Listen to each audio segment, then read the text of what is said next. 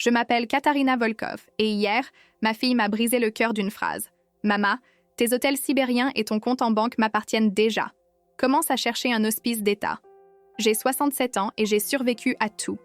La chute de l'URSS, les années de chaos sous Eltsine, les oligarques qui voulaient racheter mes terres à vil prix. Depuis la mort de mon époux Alexei dans les mines d'Irkoutsk il y a 28 ans, j'ai bâti seul un empire de 5 lodges de luxe dans la taïga sibérienne, accueillant des millionnaires occidentaux venus chasser l'ours et pêcher l'omble dans nos rivières gelées. Chaque rouble gagné dans ce froid qui tue, chaque négociation menée à coups de vodka avec les bureaucrates corrompus, chaque nuit blanche à compter mes recettes sous les aurores boréales, tout cela pour léguer à Yelena, ma fille unique, bien plus qu'une fortune. La fierté d'être une femme libre dans cette Russie impitoyable. Mais ce matin, quand j'ai découvert qu'elle avait secrètement hypothéqué ma datcha familiale de Baïkal, cette maison en rondin où son arrière-grand-père avait caché des révolutionnaires avant 1917 pour financer les investissements crypto de son amant moscovite, j'ai compris mon échec total. 300 000 roubles. C'est ce que je dois rembourser avant le premier blizzard de novembre, sinon je perds tout. Ma maison ancestrale, mes souvenirs d'Alexis gravés dans chaque poutre, 40 ans de ma vie engloutis dans la glace. Mon téléphone n'arrête plus de sonner. Yelena panique depuis que j'ai gelé tous ses comptes. Ses messages passent de la fureur. « Tu es devenue folle, vieille sorcière. » Au chantage affectif. « Papa aurait eu honte de toi. » Puis au désespoir. « Ils vont me tuer si je ne rembourse pas. » Car ma petite princesse moscovite s'est endettée bien au-delà de mes moyens. Entre ses appartements huppés d'Arba, ses voyages à Saint-Moritz et ses investissements foireux, elle doit maintenant une fortune aux prêteurs sur gage les plus dangereux de la capitale. Alors je lui lance un ultimatum qui la terrifie. Venir passer l'hiver entier avec moi en Sibérie, dans mes lodges perdus au milieu de nulle part, à 2000 km de ses boutiques de luxe et de ses soirées mondaines. 6 mois de taïga de 40 degrés, de nuits polaires et de silence absolu. 6 mois à réapprendre qui nous sommes vraiment, loin des roubles et des mensonges. Yelena hurle, refuse, menace de ne plus jamais me parler. Mais quand ses amis fortunés cessent de répondre à ses appels, quand son propriétaire la menace d'expulsion, quand la solitude de ses 43 ans la rattrape dans son studio glacial de banlieue moscovite, elle finit par céder. Le voyage en transsibérien jusqu'à mes terres sera notre première vraie conversation depuis des années. Dans le compartiment couchette qui traverse la Russie éternelle, entre Moscou et Irkoutsk, nous devrons affronter 30 ans de non-dits, de reproches et de malentendus. Car Yelena m'en veut de l'avoir abandonnée pour mes affaires après la mort de son père. Et moi, je lui en veux d'être devenue cette étrangère cupide qui ne voit en sa mère qu'un distributeur automatique de billets. Mais dans l'immensité blanche de la Sibérie, face aux loups qui rôdent autour de nos chalets, contraintes de nous serrer l'une contre l'autre pour survivre aux tempêtes de neige, peut-être retrouverons-nous enfin le chemin l'une vers l'autre. À condition que les créanciers de Moscou ne nous retrouvent pas avant. Je pose ma tasse de café au lait sur la terrasse de ma penthouse, les mains tremblantes encore du choc de cette soirée. Devant moi, la baie de Cannes scintille sous les derniers feux du soleil couchant et les yachts luxueux se balancent mollement dans le port. Cette vue, je l'ai contemplée chaque soir depuis 15 ans, depuis que j'ai fait l'acquisition de cet appartement au dernier étage d'un immeuble Belle Époque sur la Croisette. C'était mon cadeau pour mes 54 ans, ma récompense après avoir racheté le 3e hôtel de ma collection. Mais ce soir, même cette beauté méditerranéenne ne parvient pas à apaiser la brûlure que les mots de Valérie ont laissée dans ma poitrine. La penthouse sur la plage et ton compte sont déjà à moi. Prépare-toi à vivre dans une maison de retraite. Sa voix résonne encore dans mes oreilles. Ce ton désinvolte et cruel que je ne lui connaissais pas. Ou plutôt, que je refusais de voir. Car maintenant que le choc s'estompe, je me rends compte que des signes avant-coureurs existaient depuis des mois. Ces questions de plus en plus précises sur mes placements, ces visites espacées, mais toujours accompagnées de demandes d'argent, cette façon qu'elle avait de parler de « notre patrimoine », comme si elle en était déjà l'unique héritière. Je ferme les yeux et laisse la brise marine caresser mon visage. À 69 ans, mes cheveux argentés sont encore épais et soignés, coupés dans un carré strict qui encadre mes traits que le temps a creusés, mais pas enlaidis. Henri disait toujours que j'avais des yeux de saphir déterminés. Aujourd'hui, ils sont surtout fatigués. Mon téléphone vibre sur la table en tech. Un message de Valérie, puis un autre. Et encore un autre. Je n'ose pas regarder. Depuis que j'ai raccroché il y a 2 heures, elle a dû comprendre que quelque chose n'allait pas dans sa petite stratégie. Car oui, c'était bien ça, une stratégie.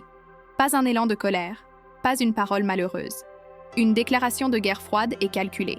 « Maman, tu ne réponds pas ?» Tu n'es pas fâché, j'espère. Je plaisantais, tu sais. Je lis le premier message qui s'affiche sur l'écran et mon cœur se serre. Même ses excuses sonnent faux. Cette petite fille qui autrefois courait sur cette même terrasse en réclamant des câlins, qui s'endormait blottie contre moi en écoutant le bruit des vagues. Où est-elle passée? Je me lève et rentre dans le salon, mes pas résonnant sur le parquet en chêne massif. Chaque meuble, chaque objet de cette pièce raconte l'histoire de ma réussite. Le canapé en cuir italien, acheté après ma première année de bénéfice.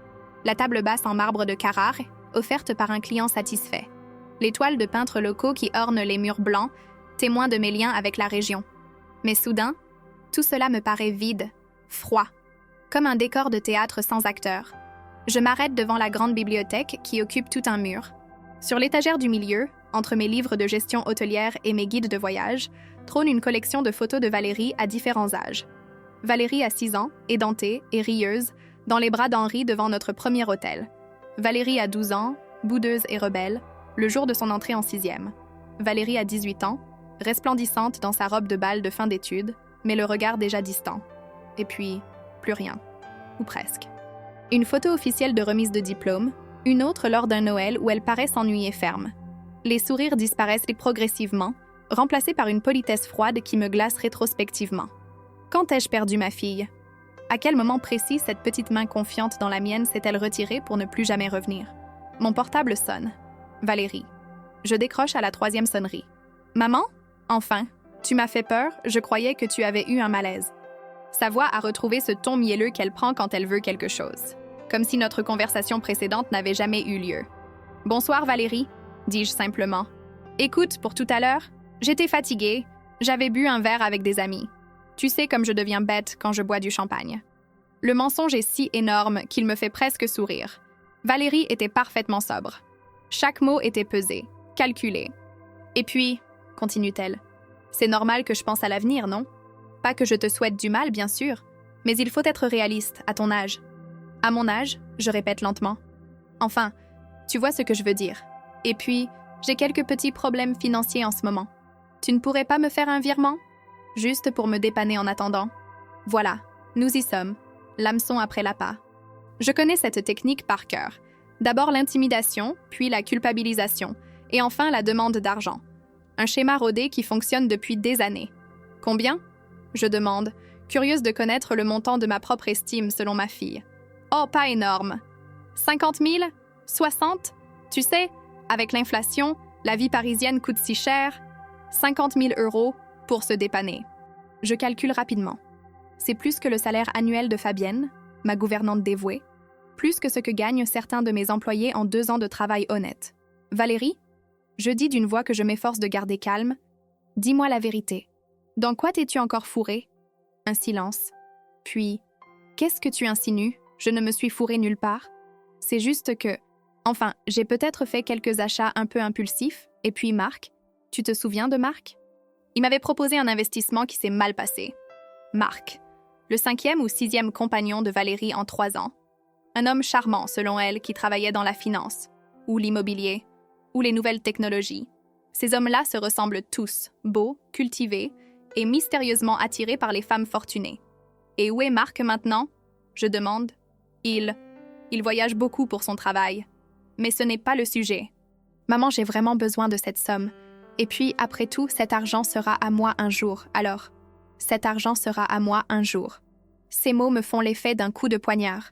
Elle ne dit même plus « nous hériterons ensemble » ou « la famille aura ». Non, à moi. Comme si j'étais déjà morte. Comme si ma seule fonction était de faire fructifier un capital dont elle est l'unique bénéficiaire légitime. Valérie, je commence, mais elle me coupe. Et puis franchement, maman, à quoi ça sert que tu accumules autant? Tu ne dépenses jamais rien. Tu vis comme une petite rentière dans ton appartement, tu ne voyages plus, tu ne sors plus. Toute cette fortune qui dort sur des comptes, c'est du gâchis. Au moins, moi, je la fais circuler, je la vis. Elle la vit. Mon travail de 30 ans, mes nuits blanches à éplucher des bilans, mes négociations acharnées avec les banques, mes sacrifices de tous les instants. Elle appelle ça « vivre l'argent ». Une rage froide monte en moi. Pas la colère explosive que je ressens parfois face à un fournisseur malhonnête ou un client difficile. Non, quelque chose de plus profond, de plus dévastateur. La rage de la mère trahie. « Tu as raison, Valérie », je dis finalement. Il faut que cet argent serve. J'entends son soupir de soulagement à l'autre bout du fil. Parfait. Tu peux faire le virement ce soir? J'ai une présentation demain et j'aimerais m'acheter quelque chose de vraiment chic. Je ne ferai aucun virement. Le silence se prolonge. Puis, pardon? J'ai dit que je ne ferai aucun virement. En fait, Valérie, je crois qu'il est temps que nous ayons une vraie conversation. Une conversation sur nous, sur cette famille que nous sommes censés former, sur ce que signifie réellement hériter de quelque chose. Sa voix se fait soudain plus froide. Qu'est-ce que tu veux dire? Je veux dire que demain matin, j'appellerai ma banque pour geler temporairement tous les comptes et cartes de crédit à ton nom. Le temps que nous prenions le temps de discuter. Cette fois, le silence dure une éternité. Je l'imagine dans son salon parisien, que je n'ai vu qu'en photo, n'ayant jamais été invitée. Probablement entouré de ses achats compulsifs, sa bouche entr'ouverte par la stupeur. Tu ne peux pas faire ça, finit-elle par articuler. Bien sûr que si. C'est mon argent, Valérie. Du moins pour le moment. Mais j'ai des frais, j'ai des engagements. Mes amis comptent sur moi pour... Tes amis? Enfin, mes relations. Tu ne te rends pas compte des conséquences. Et si j'ai des chèques qui reviennent, tu veux me ridiculiser? Le masque tombe enfin. Plus de maman chérie, plus de tu sais comme je t'aime. Juste la peur panique de se retrouver face à la réalité de ses dépenses. Valérie, écoute-moi bien, je te propose quelque chose. Viens à Cannes, nous parlerons, vraiment. Peut-être pour la première fois depuis des années. Je ne peux pas venir à Cannes, j'ai des obligations. Et puis, tu ne peux pas me faire ça, maman. Papa n'aurait jamais. Ton père est mort, Valérie. Et il est mort en me laissant la responsabilité de t'élever, de te transmettre des valeurs, pas seulement de l'argent. Je raccroche avant qu'elle puisse répondre. Mes mains tremblent en reposant le téléphone. Ai-je bien fait? Cette décision que je viens de prendre dans l'impulsion, va-t-elle sauver ma fille ou la perdre définitivement? Je retourne sur la terrasse. La nuit est maintenant tombée sur Cannes et les lumières du port dessinent des reflets dorés sur l'eau noire. Au loin, j'aperçois l'enseigne de mon premier hôtel, la Bastide du Soleil, un 3 étoiles de charme que j'ai racheté en 1995 avec l'assurance vie d'Henri et mes maigres économies d'institutrice. Je me souviens de cette époque avec une précision douloureuse. Valérie n'avait que 9 ans, et le monde entier s'était écroulé autour de nous quand Henri avait eu son infarctus. 42 ans, en pleine santé apparente, parti un matin faire son jogging habituel sur la Croisette et jamais revenu. Les premiers mois avaient été un cauchemar. Les dettes de notre petite maison de grâce, la pension alimentaire que je ne pouvais pas réclamer, mon salaire d'institutrice qui suffisait à peine à nous faire survivre. Et Valérie, ma petite Valérie, qui pleurait son papa chaque soir en me demandant pourquoi il ne revenait pas. C'est pour elle que j'avais tout quitté. Mon poste stable à l'école primaire, mes collègues rassurantes, ma routine prévisible. Pour lui offrir mieux que la médiocrité, pour qu'elle n'ait jamais à subir ce que j'avais subi, l'angoisse de ne pas savoir si l'argent du mois suffirait, la honte des vêtements raccommodés, le regard apitoyé des autres mères devant l'école. J'avais voulu faire d'elle une reine. Au lieu de ça, j'avais créé un monstre. Mon téléphone vibre. Encore Valérie. Je l'ignore. Puis il vibre à nouveau. Et encore. Je finis par jeter un œil aux messages qui s'accumulent. « Maman, rappelle-moi s'il te plaît. Tu ne peux pas me faire ça. J'ai besoin de cet argent, tu ne comprends pas. Si tu ne me rappelles pas, je viens à Cannes et on s'explique. » Cette dernière menace me fait presque sourire. Valérie n'a pas mis les pieds à Cannes depuis 3 ans. La dernière fois, c'était pour l'inauguration de mon 5e hôtel, le Mimosa d'Or. Une superbe bâtisse du 18e siècle que j'avais transformée en établissement de luxe après 2 ans de travaux. Elle était arrivée avec son marque du moment, avait bu du champagne en critiquant discrètement la décoration, et était repartie le soir même avec un chèque de 10 000 € pour ses frais de transport. Je rentre dans ma chambre et ouvre la grande armoire en acajou où s'alignent mes tailleurs sages, mes robes de soirée rarement portées, mes chaussures italiennes. Tout un garde-robe de femme d'affaires respectable. Au fond, dans une boîte en carton usée, je retrouve ce que je cherche. Les lettres. Les lettres que Valérie m'écrivait quand elle était en pension. J'avais fini par l'inscrire à Sainte-Marie-de-la-Mer à 16 ans, lasse de ses fugues et de ses crises d'adolescence. Pour son bien, m'étais-je dit, pour qu'elle ait une éducation irréprochable. Je déplie la première lettre, datée de septembre 2001. « Maman chérie, tu me manques terriblement. Les autres filles parlent tout le temps de leurs parents, de leurs vacances en famille, et moi, je ne sais quoi dire. Quand est-ce que tu viens me voir? J'ai eu 18 en maths, tu seras fière. Je t'aime fort. Ta Valérie qui pense à toi. » Je ferme les yeux. Cette écriture ronde et appliquée. cette candeur, cet amour sans condition. Quand ai-je cessé d'y répondre avec la même sincérité? Quand ai-je commencé à compenser mes visites espacées par des colis de friandises et des virements sur son compte de pension? Les lettres suivantes marquent la dérive. Les « tu me manques » deviennent des « j'espère que tu vas bien ». Les « je t'aime » disparaissent au profit de « bisous affectueux ». Et peu à peu, les demandes d'argent apparaissent. Les autres ont des vêtements de marque. Je me sens différente. Pourrais-tu m'envoyer de quoi m'acheter une nouvelle raquette de tennis? Il faut que je contribue au cadeau collectif pour la directrice. À chaque fois, j'avais envoyé. Par culpabilité, par amour mal exprimé, par ce besoin désespéré de prouver que j'étais une bonne mère même dans l'absence. L'argent était devenu notre seul langage commun.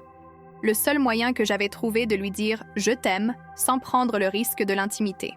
Je replie les lettres et retourne sur la terrasse. Can s'endort lentement autour de moi. Demain matin, j'appellerai François, mon banquier. Je gèlerai effectivement tous les comptes, et puis j'attendrai. Soit Valérie comprendra le message et acceptera de venir discuter, soit elle montrera son vrai visage et ne donnera plus jamais signe de vie. Dans les deux cas, j'aurai au moins la vérité. Cette vérité que j'évite depuis si longtemps, cachée derrière mes réussites professionnelles et mes bonnes actions charitables. Mon téléphone vibre une dernière fois. Cette fois, c'est un appel. Valérie. Je décroche. Maman. Sa voix tremble et pour la première fois depuis des années, j'y perçois autre chose que du calcul. De la peur, oui, mais aussi quelque chose de plus profond. Maman, ne me fais pas ça, s'il te plaît. Je ferme les yeux. Dans cette supplique, j'entends l'écho de la petite fille qui pleurait dans mes bras les premiers soirs après la mort d'Henri. Alors viens, Valérie, viens, et nous parlerons. Un long silence. Puis, d'accord, j'arrive demain. Elle raccroche avant moi. Je reste là, sur ma terrasse, face à la mer qui murmure ses secrets éternels. Demain, ma fille sera là. Pour la première fois depuis des années, nous serons dans la même pièce sans échappatoire, sans excuses, sans intermédiaire financier. J'ai peur. Mais pour la première fois depuis longtemps, j'ai aussi espoir. Je me réveille avec un mal de tête lancinant. 6 heures du matin et déjà la lumière dorée de la côte d'Azur filtre à travers les rideaux en lin de ma chambre. J'ai à peine dormi 3 heures, hantée par les souvenirs qui ont ressurgi hier soir et par l'appréhension de cette journée qui m'attend. Valérie arrive aujourd'hui. Pour la première fois depuis 3 ans, nous allons nous retrouver face à face sans artifice, sans prétexte mondain, sans l'écran protecteur d'une cérémonie ou d'un événement professionnel. Juste elle et moi, mère et fille, dans ce qui ressemble déjà à un règlement de compte. Mon portable affiche 23 messages non lus, tous de Valérie, évidemment. Je parcours rapidement cette litanie de reproches, de supplications et de menaces qui s'est étalée sur toute la nuit. 2h15. Je n'arrive pas à dormir. J'ai appelé ma banque, mes cartes sont vraiment bloquées. 2h47. Tu te rends compte que tu me ridiculises? Mes amis vont penser que je suis ruinée. 3h22. Pourquoi tu me punis comme ça? Qu'est-ce que j'ai fait de si terrible? 4h03. J'ai dû annuler mon dîner chez Laurent. Tu sais à quel point c'est humiliant? 4h38. Maman, réponds-moi. On peut s'expliquer par téléphone. Pourquoi me forcer à venir? 5h15. Mon vol décolle à 9h30. J'arrive à Nice à 11h15. J'espère que tu es contente. Ce dernier message, teinté d'amertume résignée, me serre le cœur. Mais je tiens bon. Pour la première fois depuis des années, je ne cède pas à la culpabilité qu'elle manie si bien. Je me lève, enfile mon peignoir en soie blanche et me dirige vers la cuisine. Fabienne, ma gouvernante, ne vient que le mardi et le vendredi. Cette solitude matinale, d'habitude si apaisante, me pèse aujourd'hui. J'aurais besoin de sa présence rassurante, de ses petits claquements de langue désapprobateurs quand elle lit mes journaux par-dessus mon épaule. Fabienne Moreau, 62 ans, divorcée, travaille pour moi depuis 8 ans. C'est elle qui tient véritablement cette maison, qui veille sur mes plantes vertes avec plus d'attention que je n'en ai jamais accordé à ma propre fille. Elle seule ose me dire mes 4 vérités quand je rentre fatiguée et irritable de mes réunions d'affaires. « Madame Simone », me dit-elle parfois en secouant la tête, « vous travaillez trop. À votre âge, il faudrait profiter un peu de la vie. À mon âge. » Cette expression qui revient comme un leitmotiv. Comme si 69 ans marquait automatiquement le début d'une période de renoncement et de retrait. Comme si je n'étais plus qu'un être en sursis, une fortune ambulante attendant sagement sa succession.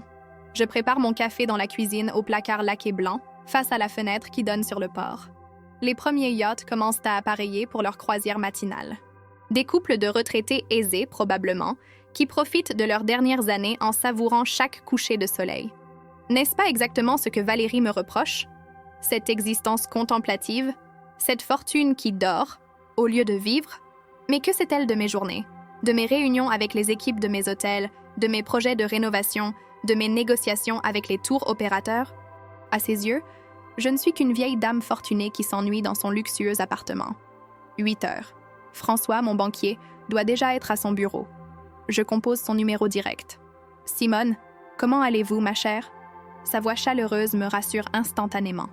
François Delacroix dirige l'agence Banque Populaire de la Croisette depuis 15 ans. Il a suivi toute l'évolution de mes affaires, depuis mes premiers prêts hasardeux jusqu'à mes placements actuels. C'est un homme d'une 50aine d'années, toujours impeccablement vêtu, qui traite ses clients fortunés avec un mélange de respect et de familiarité bourgeoise. « François, j'ai un service à vous demander. Pourriez-vous geler temporairement tous les comptes et cartes de crédit au nom de ma fille, Valérie Dubois ?» Un silence. Puis, « Simone, puis-je vous demander s'il y a un problème particulier, ce genre de procédure ?» Il n'y a aucun problème légal, François. Tous ces comptes sont alimentés par mes versements, je suis la seule titulaire. Je souhaite simplement interrompre temporairement les virements automatiques et bloquer les cartes. Bien sûr, vous en avez parfaitement le droit. Mais permettez-moi d'insister. Valérie va être très contrariée. Elle a l'habitude de disposer librement de... Je sais parfaitement de quoi elle dispose, François. Et c'est justement le problème. Il y a dans ma voix une fermeté que François ne me connaît pas. D'habitude, nos conversations portent sur les taux d'intérêt, les plans d'épargne, les stratégies d'optimisation fiscale. Jamais sur les drames familiaux. Très bien, Simone, je m'en occupe immédiatement. Mais combien de temps prévoyez-vous de maintenir cette mesure? Le temps qu'il faudra. Après avoir raccroché, je me sens à la fois soulagée et terrifiée. Je viens de couper le cordon financier qui me reliait à ma fille depuis des années. Ce cordon qui était devenu notre seule forme de communication, notre unique expression d'amour maternel. 9h30. Valérie doit être dans l'avion. Je l'imagine dans son siège de première classe car elle ne voyage jamais autrement, fulminant contre ma mesquinerie tout en calculant déjà ses arguments pour cette confrontation qui l'attend. Je décide d'aller faire un tour à la Bastide du Soleil, mon premier hôtel.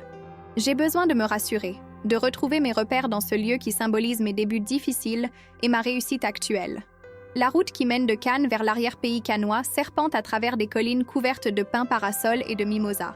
C'est le chemin que je prenais chaque matin à l'époque héroïque, quand je dormais encore dans la petite chambre de service de l'hôtel et que Valérie passait ses vacances scolaires à m'aider au ménage des chambres.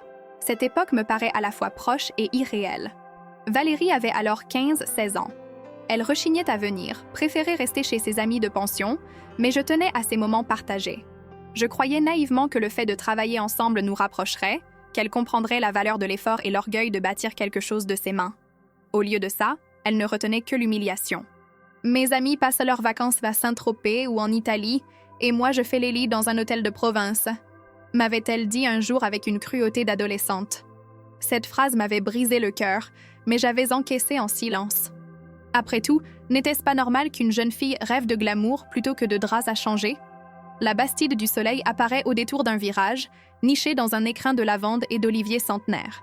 C'est une ancienne bergerie du XVIIIe siècle que j'ai transformée en hôtel de charme 3 étoiles. 24 chambres, un restaurant gastronomique tenu par chef Marcel Bonnefoy, une piscine à débordement qui offre une vue imprenable sur la baie de Cannes. Rien d'extravagant, mais un raffinement discret qui attire une clientèle de connaisseurs. Je me gare sur le petit parking ombragé et pousse la porte d'entrée. L'accueil, aménagé dans l'ancienne étable, conserve ses poutres apparentes et ses murs en pierre sèche. Derrière le comptoir en bois d'olivier, Sophie, ma réceptionniste, lève la tête de son ordinateur. « Madame Dubois, quelle bonne surprise! Vous venez inspecter vos troupes ?» Sophie Martelly a 28 ans. Un sourire perpétuel et cette gentillesse naturelle qui fait le charme de l'accueil provençal. Elle travaille pour moi depuis 4 ans et j'ai pour elle une affection presque maternelle. Peut-être parce qu'elle me rappelle ce que Valérie aurait pu devenir dans un autre contexte, si j'avais su l'élever différemment. « Bonjour Sophie, comment se passe la saison ?» « Merveilleusement bien. Nous affichons complet jusqu'à fin septembre et chef Marcel a encore eu un article élogieux dans le Figaro la semaine dernière. Regardez. » Elle me tend le journal, replié à la page gastronomique. « La Bastide du Soleil, un secret bien gardé de l'arrière-pays cannois », titre l'article. Le journaliste évoque une cuisine provençale revisitée avec subtilité et un service aux petits soins qui fait oublier l'agitation de la Croisette. C'est formidable, Sophie. Et chef Marcel, comment va-t-il? Toujours égal à lui-même. Un peu ronchon le matin, mais transformé dès qu'il met les pieds en cuisine. Hier, Il a créé un nouveau dessert aux figues et au miel de lavande qui fait sensation. Je souris. Marcel Bonnefoy, 55 ans, ancien sous-chef du Carlton, a accepté de venir travailler pour moi il y a 6 ans après avoir raté une étoile Michelin de peu. C'est un homme bourru, perfectionniste jusqu'à la maniaquerie, mais d'un talent exceptionnel. Quand je l'ai embauché, Valérie m'avait dit « Tu recrutes un type qui s'est planté au Carlton, c'est malin comme investissement ». Elle n'avait pas compris que parfois, il faut savoir parier sur les talents blessés. Marcel avait quelque chose à prouver, une revanche à prendre. Et moi, j'avais besoin d'un chef qui comprenne la passion du travail bien fait. « Madame Dubois », dit Sophie en baissant la voix, « excusez-moi de vous poser la question, mais votre fille va bien ?» Ma gorge se serre. Sophie a rencontré Valérie lors de sa dernière visite, il y a 3 ans. Elle avait été choquée par son attitude dédaigneuse envers le personnel, ses remarques désobligeantes sur la rusticité de la décoration. « Pourquoi me demandez-vous ça ?» Eh bien, elle a appelé ce matin, très tôt. Elle semblait, un peu agitée. Elle voulait savoir si vous étiez ici, si vous aviez parlé de problèmes familiaux. Mon sang ne fait qu'un tour. Valérie a appelé mes hôtels pour me chercher. Cette intrusion dans ma vie professionnelle, ce mélange de nos conflits privés et de mes affaires, me met hors de moi. Qu'avez-vous répondu? Ce que vous nous avez toujours dit? Aucune information personnelle ne doit être communiquée par téléphone. J'ai simplement proposé de prendre un message. Merci Sophie, vous avez eu raison. Je monte à mon bureau, situé au premier étage dans ce qui était autrefois le grenier à foin. De là, je peux surveiller l'ensemble de l'établissement. La terrasse du restaurant où quelques clients tardifs finissent de leur petit déjeuner, la piscine où un couple de quinquagénaires lit tranquillement, les jardins parfaitement entretenus par notre jardinier, Jean-Claude. Mon téléphone sonne. Valérie. « Maman, j'atterris dans 20 minutes. Tu viens me chercher à l'aéroport ?» Sa voix a retrouvé ce ton désinvolte, comme si notre conversation d'hier n'avait jamais eu lieu. Comme si elle pouvait effacer d'un claquement de doigts la cruauté de ses paroles. « Non, Valérie, tu prendras un taxi. »« Un taxi? Mais enfin, maman, je n'ai plus accès à mes cartes. Comment veux-tu que je paye? Tu trouveras bien une solution. Tu es si débrouillarde d'habitude. » C'est ridicule. Et mes bagages sont lourds. Tu ne peux pas faire un petit effort? Un petit effort. Comme si 30 ans de petits efforts ininterrompus ne suffisaient pas. Comme si chaque chèque signé, chaque virement effectué, chaque envoi d'argent ne constituait pas déjà un effort constant pour maintenir ce semblant de relation mère-fille. Valérie, tu as 40 ans. Je ne viendrai pas te chercher. Mon adresse est la même que depuis 15 ans. Mais, je raccroche. Mes mains tremblent légèrement, mais je me sens étrangement libérée. Pour la première fois depuis des décennies, je viens de dire non à ma fille sans justification, sans excuse, sans compensation financière. Je redescends dans le hall où Sophie m'accueille avec un sourire inquiet. « Tout va bien, Madame Dubois? »« Ça va aller, Sophie. Dites-moi, comment va votre mère? » Sophie rougit de plaisir. Sa mère, Marie-Claire, souffre d'un cancer du sein et suit une chimiothérapie lourde. Depuis 6 mois, Sophie jongle entre son travail ici et les allers-retours à Marseille pour l'accompagner à ses séances. Je lui ai accordé tous les aménagements d'horaires nécessaires et même augmenté son salaire pour couvrir ses frais de transport. Elle va mieux, merci. Les dernières analyses sont encourageantes. Le médecin parle même de rémission possible d'ici Noël. C'est une merveilleuse nouvelle. Madame Dubois, je ne sais pas comment vous remercier pour tout ce que vous faites. Sans votre compréhension, je n'aurais jamais pu. Voyons, Sophie, c'est normal. La famille, c'est sacré. Les mots sortent de ma bouche et me frappent comme un boomerang. La famille, c'est sacré. Alors pourquoi est-ce que je ne ressens plus rien de sacré dans ma relation avec Valérie? Pourquoi cette jeune femme que je connaisse à peine m'inspire-t-elle plus d'affection maternelle que ma propre fille? Je dois y aller, Sophie. Appelez-moi s'il y a le moindre problème. Le trajet du retour vers Cannes me semble interminable. J'imagine Valérie dans le taxi, probablement en train de négocier avec le chauffeur pour payer la course en arrivant, ou pire, en train d'inventer une histoire larmoyante pour se faire plaindre. Elle excelle dans l'art de la victimisation. Elle sait instinctivement sur quel ressort émotionnel jouer. 12h15. Je me gare dans le parking souterrain de ma résidence et monte lentement vers mon appartement. Le portier, M. Fernandez, un Espagnol élégant d'une 60aine d'années, m'arrête dans le hall. « Madame Dubois, votre fille vous attend. Elle est arrivée il y a 10 minutes. » « Elle s'est montée? » « Non, madame. Elle n'avait pas les clés. Et comme vous nous aviez demandé de ne jamais laisser monter les visiteurs sans votre accord, vous avez bien fait. Où est-elle? » Dans le petit salon, madame. Le petit salon du rez-de-chaussée est réservé aux résidents qui attendent leurs invités. Quelques fauteuils en cuir, des magazines People, une machine à café, un cadre impersonnel et froid pour des retrouvailles que j'espérais. Quoi, exactement? Chaleureuse? Émouvante? Je pousse la porte et la vois. Valérie est là, assise dans un fauteuil, ses 2 valises Louis Vuitton posées à côté d'elle comme des trophées de sa réussite sociale. Elle porte un tailleur blanc cassé qui a dû coûter plus que le salaire mensuel de Sophie, des escarpins Louboutin et ce sac Hermès que je lui ai offert pour ses 35 ans. Ses cheveux blonds, coupés au carré dans un salon huppé du 8e arrondissement, encadrent un visage qui reste beau malgré les rides naissantes et cette expression perpétuellement mécontente qui la vieillit. Elle lève les yeux vers moi et pour un bref instant, je retrouve la petite fille qu'elle était. Puis le masque reprend sa place. « Ah! Te voilà enfin! J'attends depuis une éternité. Tu sais combien m'a coûté le taxi? 90 €. J'ai dû emprunter à une passagère de l'avion. Tu imagines l'humiliation? Aucun « bonjour maman », aucune embrassade, même hypocrite. Directement l'attaque, la culpabilisation, le reproche. Comme si j'étais responsable de tous ces problèmes. « Bonjour Valérie, tu as fait bon voyage ?» Elle me regarde comme si je venais de dire une énormité. « Bon voyage? Tu plaisantes? J'ai passé une nuit blanche à cause de ton petit jeu avec les comptes, j'ai dû me lever à 6 heures du matin et tu me demandes si j'ai fait bon voyage? » Montons. Dans l'ascenseur, un silence pesant s'installe.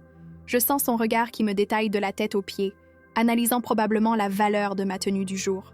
C'est un réflexe qu'elle a développé au fil des années. Tout évalué en termes monétaires, tout jaugé selon sa capacité à impressionner ou à décevoir. J'ouvre la porte de l'appartement et la laisse passer devant moi. Elle entre sans enlever ses chaussures. Détail qui aurait fait bondir Fabienne, et se dirige directement vers le salon, laissant ses valises dans l'entrée. « Bon, » dit-elle en s'affalant dans le canapé italien sans même regarder la vue mer. « Maintenant, tu vas m'expliquer ce qui t'a pris. C'est quoi cette histoire de conte gelé? Tu traverses une crise de sénilité? » Sénilité. Le mot claque comme une gifle. Ma propre fille vient de m'accuser publiquement de démence sénile pour justifier sa cupidité. Je m'assieds dans le fauteuil face à elle, dos droit, mains croisées sur les genoux. Une posture que j'ai apprise dans les négociations difficiles. Ne jamais montrer sa vulnérabilité. Valérie, avant de parler d'argent, j'aimerais que nous parlions de nous. De nous? Mais qu'est-ce qu'il y a à dire sur nous? Tu es ma mère, je suis ta fille, tu as de l'argent, j'en ai besoin. C'est simple, non? Sa franchise brutale me coupe le souffle. Pas même un semblant de sentiment filial, pas même un vernis d'affection. Juste cette équation froide, argent contre lien de parenté. Tu penses vraiment que notre relation se résume à ça? Elle hausse les épaules. Ce geste d'adolescente qu'elle n'a jamais perdu. Écoute, maman, je ne vais pas te mentir. Nous n'avons jamais été très proches, toi et moi. Tu étais toujours au travail quand j'étais petite. Puis tu m'as envoyée en pension, puis j'ai fait ma vie à Paris. C'est comme ça. Mais ça ne m'empêche pas de t'aimer. Tu m'aimes? La question sort de ma bouche avec une violence que je ne contrôle pas. Valérie sursaute. Bien sûr que je t'aime. Enfin, à ma façon. On n'est pas du genre démonstratif dans la famille. Et moi, Valérie, est-ce que tu penses que je t'aime? Elle me regarde comme si j'avais perdu la raison. Mais, évidemment, tu n'arrêtes pas de m'envoyer de l'argent, de m'aider, de... Donc, pour toi, l'amour maternel se mesure en virement bancaire? Ce n'est pas ce que j'ai dit. Mais enfin, maman, sois réaliste. À part l'argent, qu'est-ce qu'on partage, toi et moi? Tu ne t'intéresses pas à ma vie, tu ne connais pas mes amis, tu n'es jamais venu chez moi, tu ne m'as jamais invité. Parce que tu aurais accepté? Tu n'es jamais sorti de ta petite routine cannoise. Paris, ça ne t'intéresse pas? Elle n'a pas tort. Combien de fois ai-je refusé ces invitations sous prétexte que j'avais trop de travail? Combien de fois ai-je préféré envoyer un chèque plutôt que de faire l'effort du déplacement? Et mes hôtels, Valérie? Tu y as travaillé adolescente, tu les connais? Est-ce que ça ne pourrait pas être un point commun entre nous? Son visage se ferme instantanément. Tes hôtels? Tu veux rire?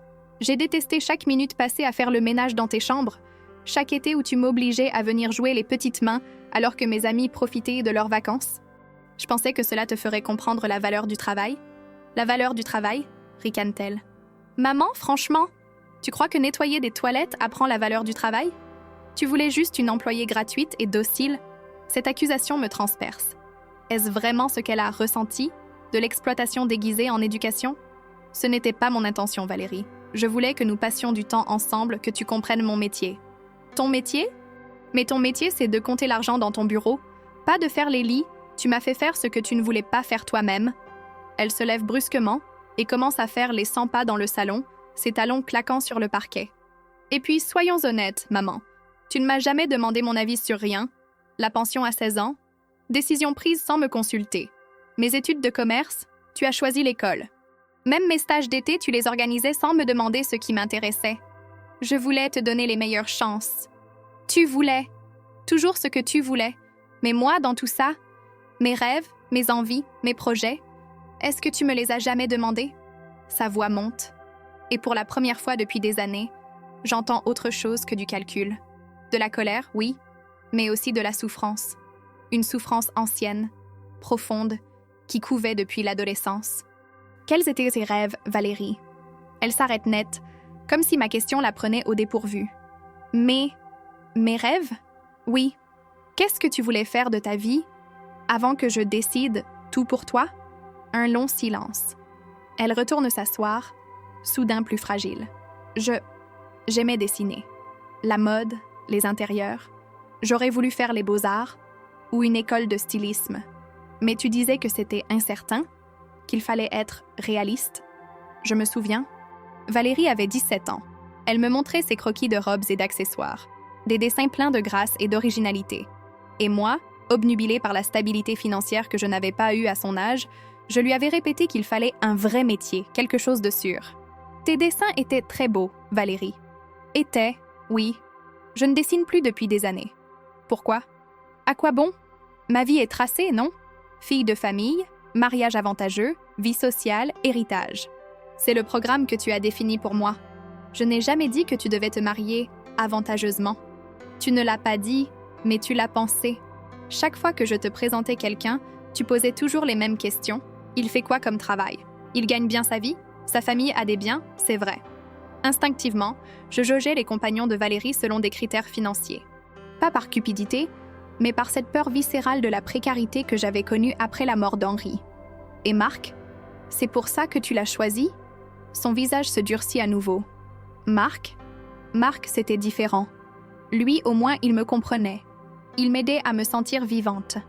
En te faisant perdre ton argent, ce n'était pas de sa faute. Il y a eu des complications, des retournements de marché. Valérie, où est Marc maintenant? Il voyage. Il cherche de nouveaux investisseurs pour... Il t'a plaqué dès que l'argent s'est raréfié, c'est ça? Elle ne répond pas, mais ses yeux se remplissent de larmes. Pour la première fois depuis son arrivée, je vois la vraie Valérie. Pas la femme arrogante et cupide, mais la petite fille blessée qui se cache derrière. Valérie, combien tu lui as donné? Ce n'est pas important. Combien? 200 000, murmure-t-elle.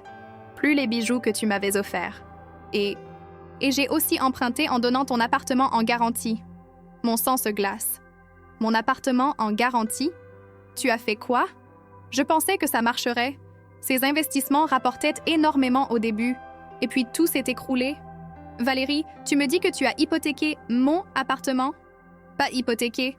Juste donné en garantie pour un prêt de 150 000 €. Si je ne rembourse pas d'ici 3 mois? Elle ne finit pas sa phrase, mais je comprends. Si elle ne rembourse pas, je perds mon appartement, mon chez-moi, le fruit de 40 années de travail. Je me lève, les jambes flageolantes. Cette fois, c'est trop. Elle a franchi la ligne rouge. Sors. Maman. Sors de chez moi. Tu as hypothéqué ma maison. Tu as joué ma vie. Sors. Maman, s'il te plaît, laisse-moi t'expliquer. On peut s'en sortir. Il suffit que tu débloques les comptes et que je paye tes dettes de jeu. Que je renfloue tes conneries. Jamais. Mais qu'est-ce qui va m'arriver? Je ne peux pas vivre sans argent. Sa question me cloue sur place. Qu'est-ce qui va m'arriver? Pas comment va-t-on s'en sortir? Pas comment réparer mes erreurs? Non. Qu'est-ce qui va m'arriver? Comme si elle était la victime de cette histoire. Tu vas apprendre à te débrouiller, Valérie. Tu vas apprendre ce que ça veut dire, travailler pour gagner sa vie. Mais je ne sais rien faire. Tu ne m'as jamais appris. Je t'ai payé les meilleures écoles pour me formater, pas pour m'apprendre à vivre. Tu m'as appris à dépenser, pas à gagner, à recevoir, pas à donner. Et maintenant tu t'étonnes que je ne sache que ça? Cette accusation me frappe comme un uppercut. Elle n'a pas tort. J'ai effectivement créé cette dépendance, nourri cette passivité. Chaque fois qu'elle avait un problème, j'envoyais de l'argent. Chaque fois qu'elle échouait, Je payais les pots cassés. J'ai transformé ma fille en éternelle assistée. Tu as raison, dis-je d'une voix blanche. J'ai échoué dans ton éducation. Mais maintenant, il est trop tard pour les regrets. Non, non, maman, ce n'est pas trop tard. On peut recommencer. Tu peux m'aider à me sortir de ce pétrin. Et après, tu recommenceras. Avec un autre marque, un autre investissement, une autre catastrophe. Je te promets que non. Tes promesses ne valent rien, Valérie. Tu viens de m'avouer que tu as mis mon toit en jeu. Mon toit, sans même me prévenir. Elle pleure maintenant, de vraies larmes. Pas les larmes de crocodile qu'elle sort habituellement pour m'attendrir. J'avais tellement peur de te décevoir encore. Marc me disait que si ça marchait, je pourrais enfin être indépendante, te prouver que j'étais capable. En jouant avec l'argent des autres, en me mentant. C'est ça, ta définition de l'indépendance? Je retourne m'asseoir, épuisée par cette déferlante d'émotions. Dehors, la baie de Cannes scintille sous le soleil de midi, indifférente à notre drame familial. Des touristes se promènent sur la croisette, des enfants jouent sur la plage. La vie continue, normale et sereine, pendant que mon monde s'effondre.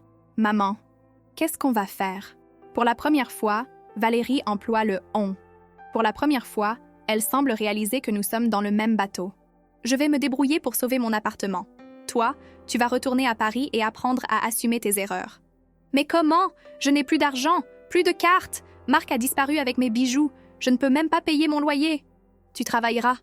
Mais je n'ai jamais travaillé. À part mes stages d'été dans tes hôtels, je n'ai aucune expérience. Et puis, à 40 ans, qui va vouloir de moi? Cette détresse dans sa voix. Malgré ma colère, malgré sa trahison, quelque chose en moi se fissure.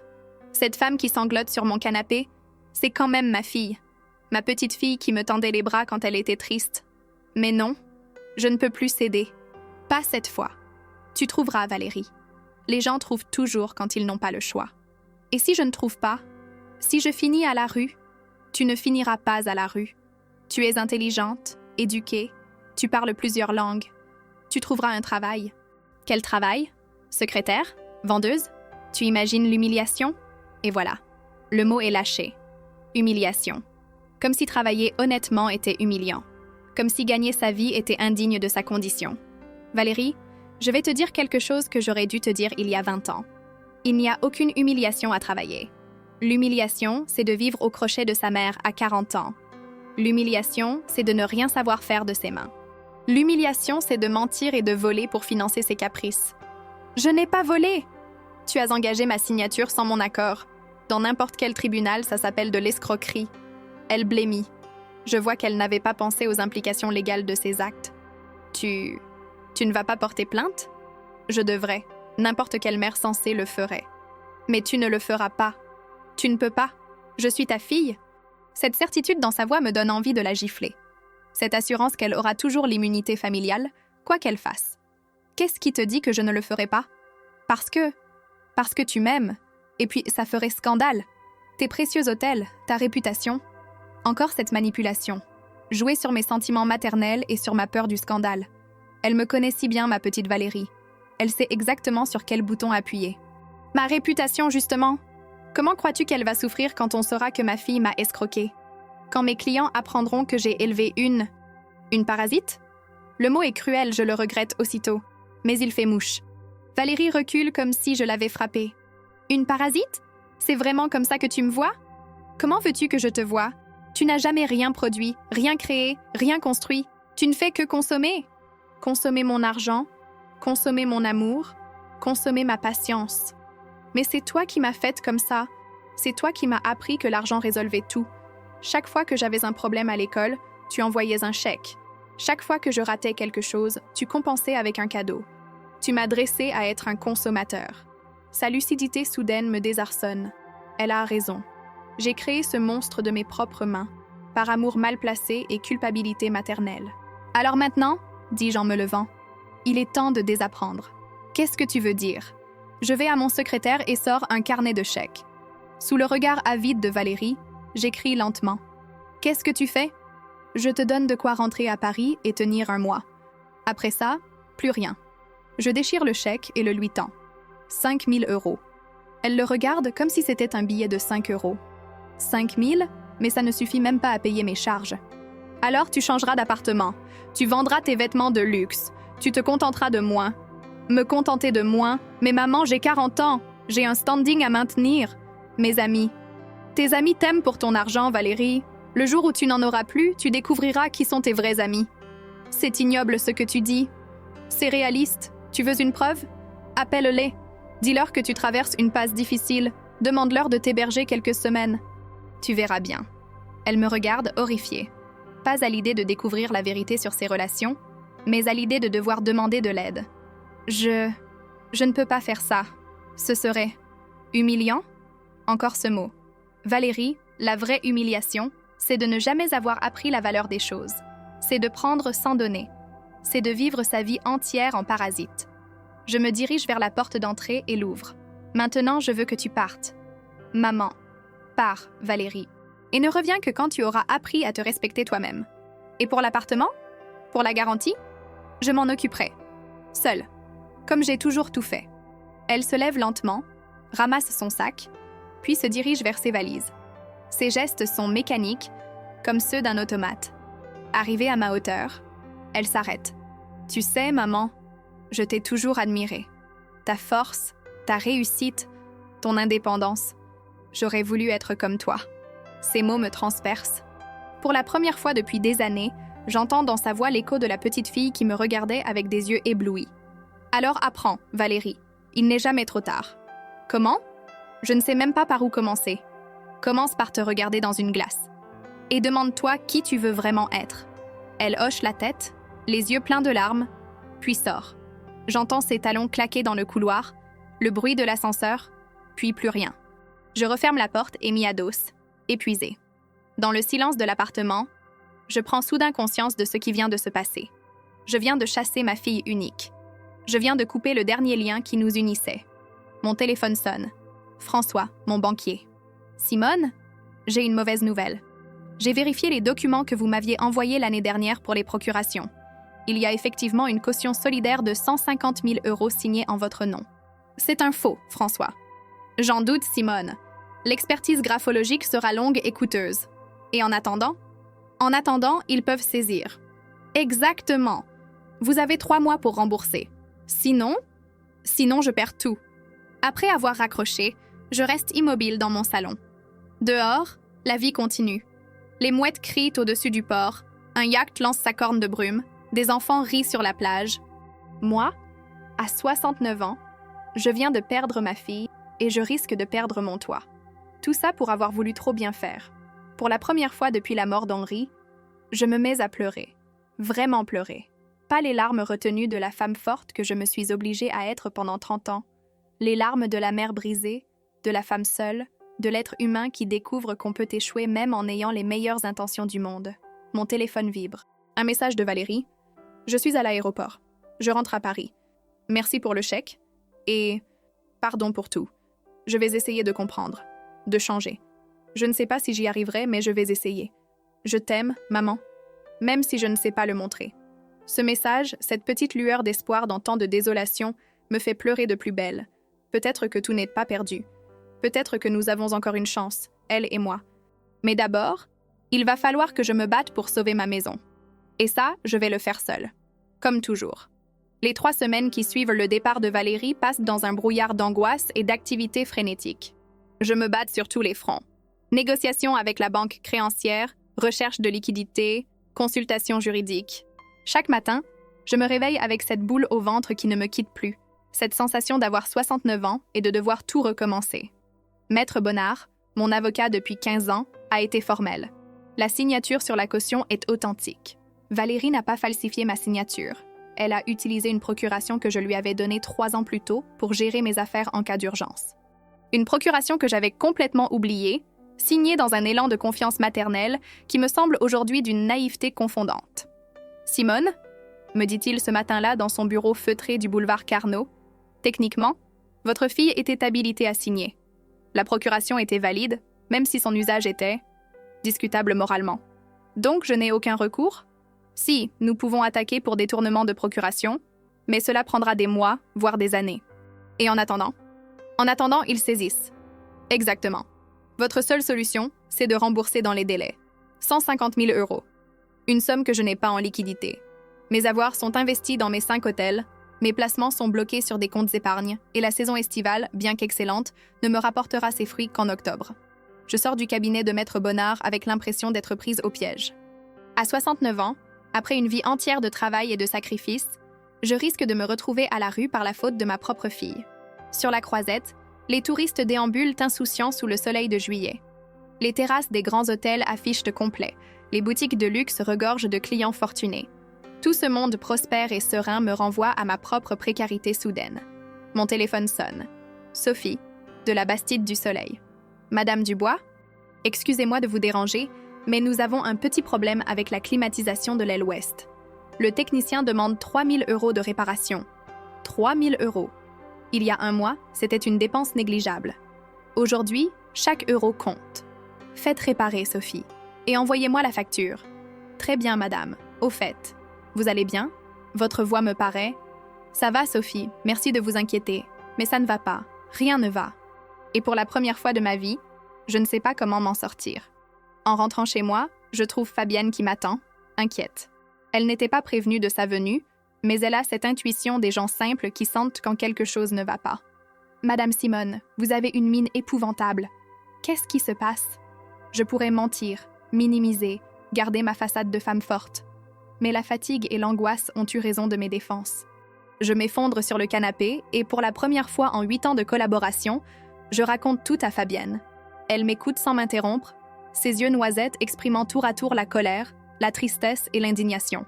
Quand j'ai terminé, elle reste silencieuse un long moment, puis secoue la tête. Cette petite... Pardonnez-moi, Madame Simone, mais votre fille, c'est une ingrate. Après tout ce que vous avez fait pour elle. J'ai peut-être trop fait, justement. Peut-être, oui. Mais de là à vous mettre dans le pétrin comme ça. Et qu'est-ce que vous allez faire? Je ne sais pas, Fabienne. Pour la première fois de ma vie, je ne sais vraiment pas. Elle se lève, va à la cuisine et revient avec 2 tasses de thé à la menthe, cette boisson qu'elle prépare dans les moments difficiles. Écoutez-moi bien, Madame Simone. Vous allez vous battre, comme vous l'avez toujours fait.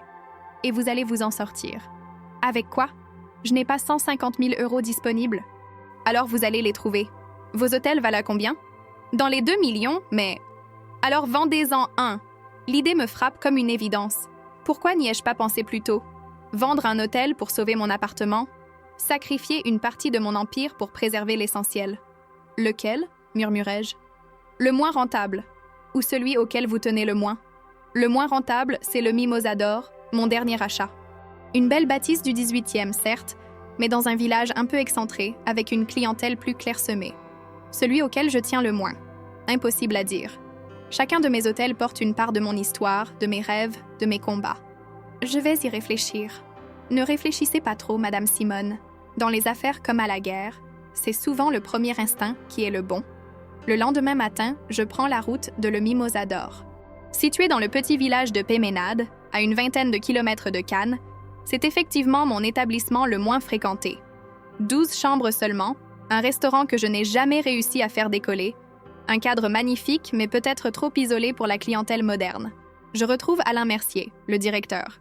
Un homme de 50 ans compétent mais sans l'enthousiasme de Sophie ou la passion de chef Marcel. Nous faisons le tour de l'établissement ensemble et je vois l'hôtel avec d'autres yeux. Pas comme une extension de mon empire, mais comme un actif à évaluer. Alain, si je devais vendre le Mimosa, à combien l'estimeriez-vous? Il sursaute, visiblement choqué. Vendre? Madame Dubois, il y a un problème? Répondez juste à ma question. Eh bien, avec le terrain, les équipements, l'emplacement, je dirais entre 400 et 450 000 €. Mais pourquoi? Merci Alain. Continue comme ça, tu fais du bon travail. 450 000 €, largement de quoi rembourser la dette de Valérie et me constituer un matelas de sécurité. Mais vendre le Mimosa, c'est aussi licencier Alain et ses 6 employés. C'est fermer un établissement qui fait vivre des familles.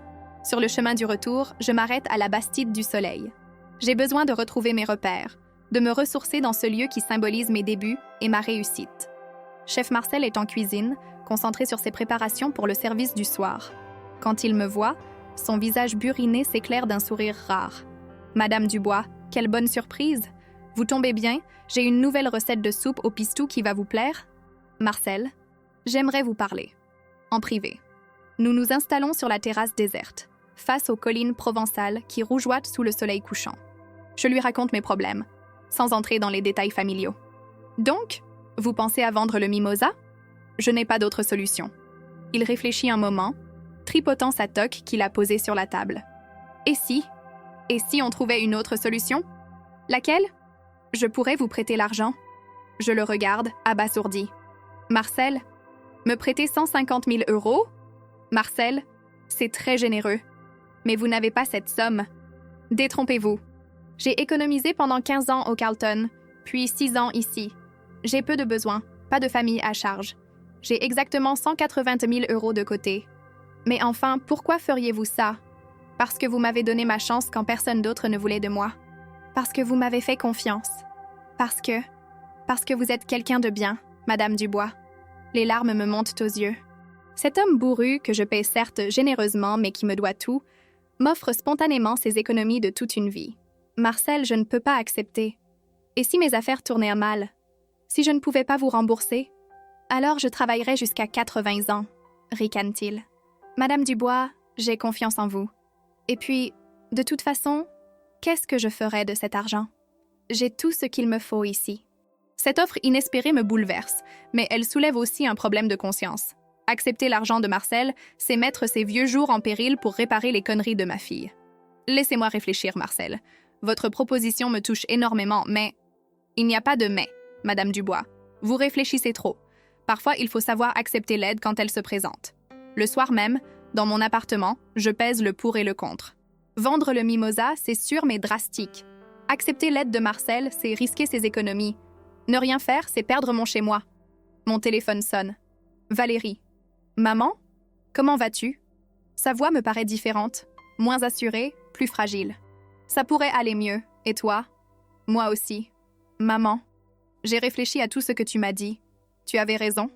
Surtout. Ah bon? Je me suis regardée dans la glace, comme tu me l'as conseillé. Et j'ai eu honte. Honte de ce que j'étais devenue.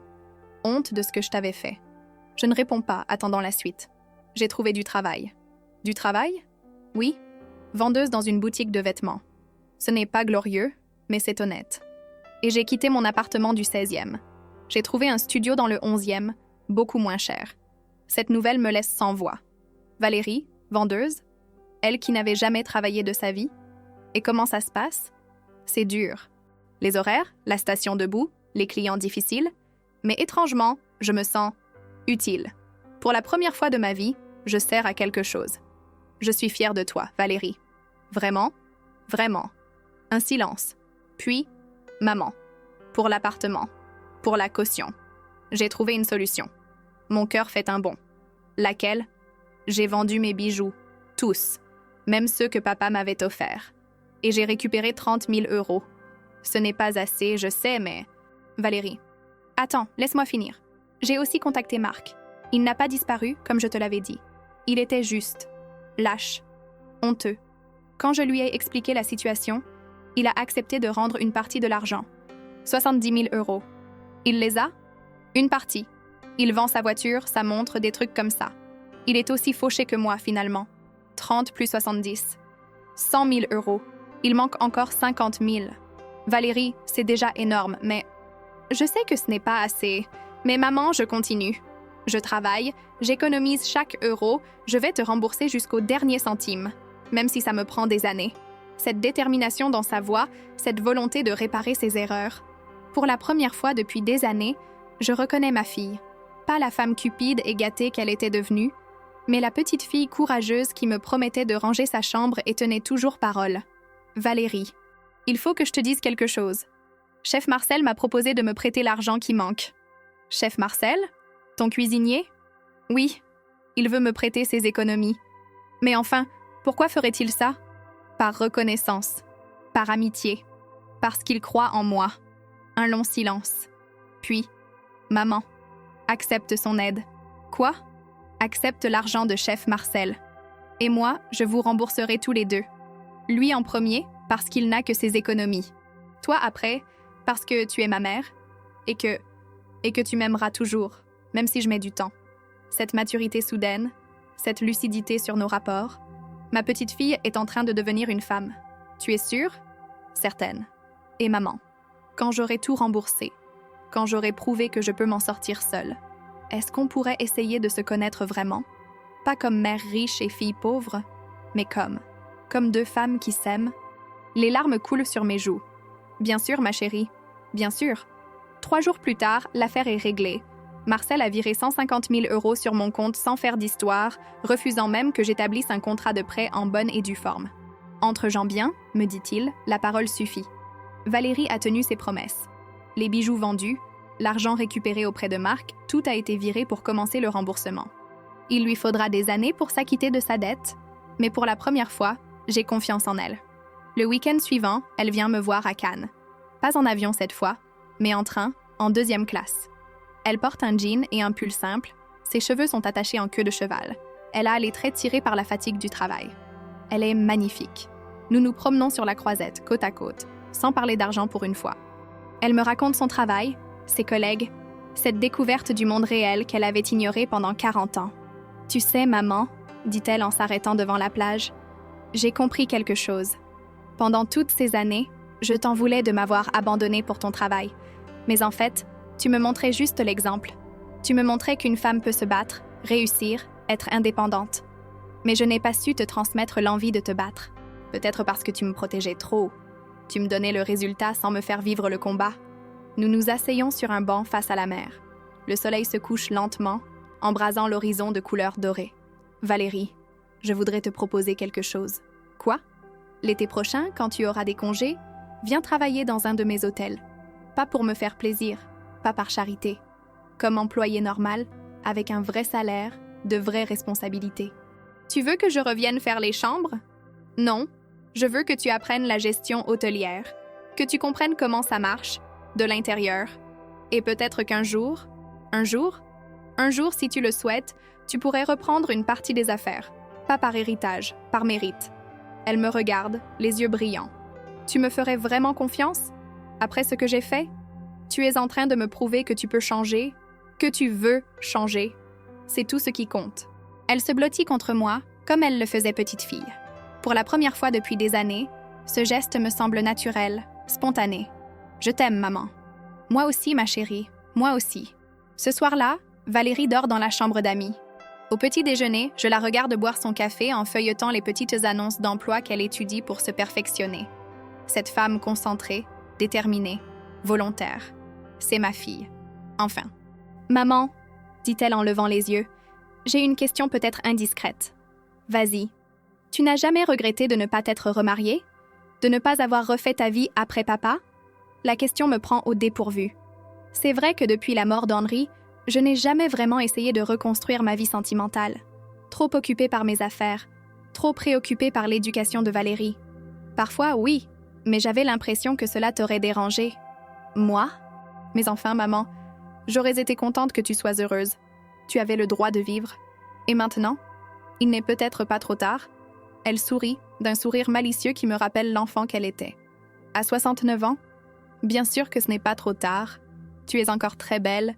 Tu as de l'allure, de l'humour. Et puis, les hommes de ton âge adorent les femmes indépendantes. Cette conversation me fait rire. Ma fille qui me conseille en séduction. Nous avons définitivement changé d'époque. Le dimanche soir, elle repart pour Paris. Dans le taxi qui l'emmène à l'aéroport, elle me tient la main. Merci, maman. De quoi? De ne pas avoir renoncé à moi. De m'avoir obligée à grandir. C'est peut-être moi qui ai grandi finalement. Quand je rentre chez moi, l'appartement me semble différent. Plus lumineux, plus chaleureux. Pour la première fois depuis des mois, j'ai envie de sortir, de voir du monde, de vivre. Je prends mon téléphone et compose le numéro de François, mon banquier. François? C'est Simone. Dites-moi, vous ne connaîtriez pas un club de bridge sympa par ici? J'ai envie de me remettre à jouer. Sa surprise me fait rire. Simone? Vous voulez sortir? Rencontrer des gens? Mais c'est formidable. J'ai justement ce qu'il vous faut. En raccrochant, je souris. 69 ans. Et j'ai l'impression que ma vraie vie commence enfin. Ma fille a trouvé sa voie. Et moi, je vais peut-être trouver la mienne. Ma fille m'a téléphoné en se moquant. La pentouse sur la plage et ton compte sont déjà à moi. Prépare-toi à vivre dans une maison de retraite. Je n'ai pas répondu, et le lendemain, mon téléphone a explosé avec ces messages de désespoir.